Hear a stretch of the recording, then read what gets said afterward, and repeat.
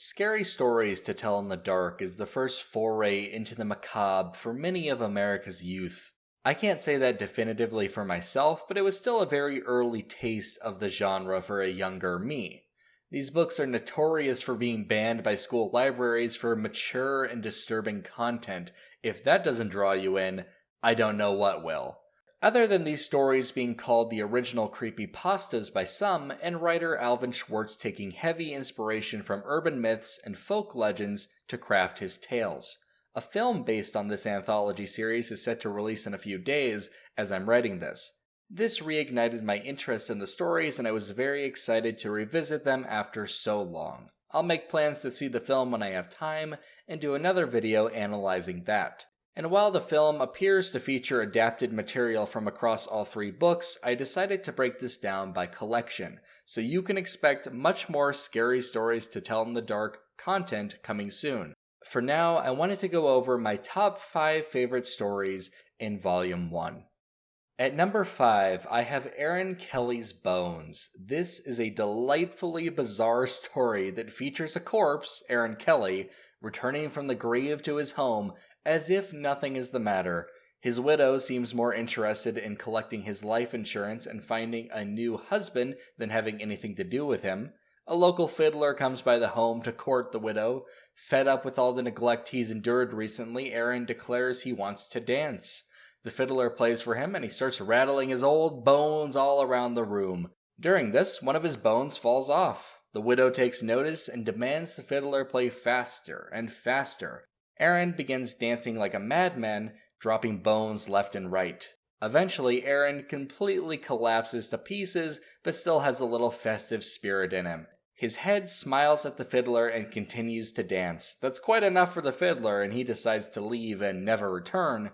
Aaron's family bury his bones once more, but Aaron does get the last laugh considering the widow never is married again.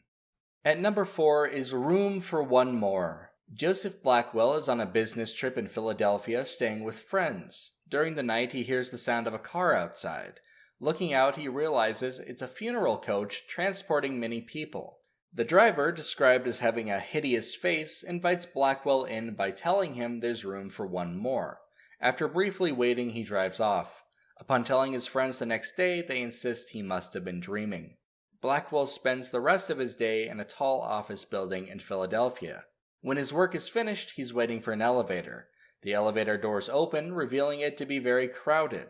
Still, someone inside insists there's room for one more. Blackwell realizes it's the same driver from the night before. He quickly declines, and the elevator descends without him. Suddenly, the elevator crashes down the shaft, and everyone aboard is killed.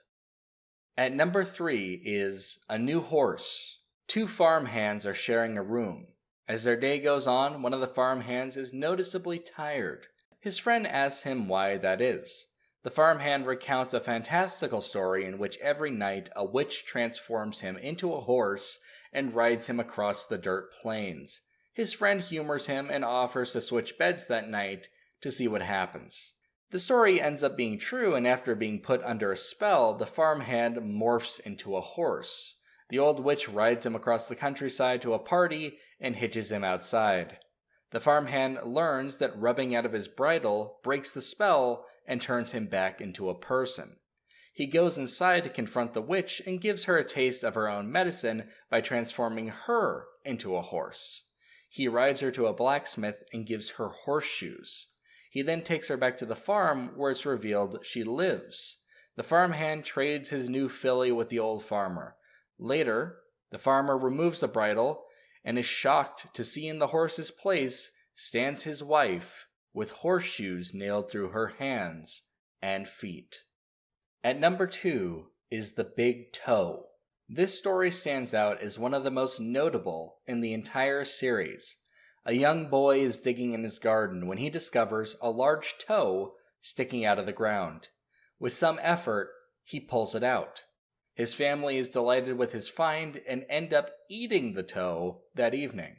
As an aside, a common theme I love in these stories are the strange behavioral traits non-antagonistic characters bring to the table. It makes the whole experience much more unsettling. During the night, the boy hears a moaning voice asking where its toe is. This voice gets progressively closer to the boy, behind his house, in the living room, up the stairs, and eventually right outside his door. The boy attempts to hide himself, but no prize. The voice screams that he has the toe, and presumably whatever this creature is attacks and kills the boy. And finally, at number 1, as if there was really a choice, I'm putting Me Tai Dodie Walker. When I think of scary stories to tell in the dark, this is the story I think of first. For my money, this is one of the most frightening campfire stories ever conjured up. In the story, there's a legend surrounding a supposedly haunted house. A bloody head drops down from the chimney every night, so naturally, most folks stay clear. That is until a wealthy man offers a cash reward to whoever would dare stay the night at the less than friendly abode. A boy volunteers for the challenge provided he can bring his dog for company. Once inside, the boy starts a fire and settles in for a long night. And as that night settles in, the boy hears a strange voice far off in the woods singing, Me Tai Dodie Walker. Even more surprising is when his dog answers with a song of its own. Linchy, Kinchy, Kali, Mali, Dingo, Dingo. The voice grows ever closer to the house, and the dog answers its song each and every time without fail. This is a brilliant twist. The dog brought along to protect the boy is quite possibly the one giving away his position, or at the very least, not making the boy any more comfortable. The closer the voice gets, the louder its singing becomes. The dog barks back louder and louder each time. Suddenly, a bloody head tumbles down the chimney and lands square on the floor. The dog dies instantly of fright. I've seen different versions of the boy's fate. In one version, the head screams, this being brought to life by whoever's performing the story, and the boy is presumably killed. In the other version, the head screams, but this is not fatal. The rich man checks in on the boy the next day. When he arrives, he finds the boy alive, but his hair has turned white and he can't stop screaming. And there we have it, my top 5 entries in the first volume of Scary Stories to Tell in the Dark.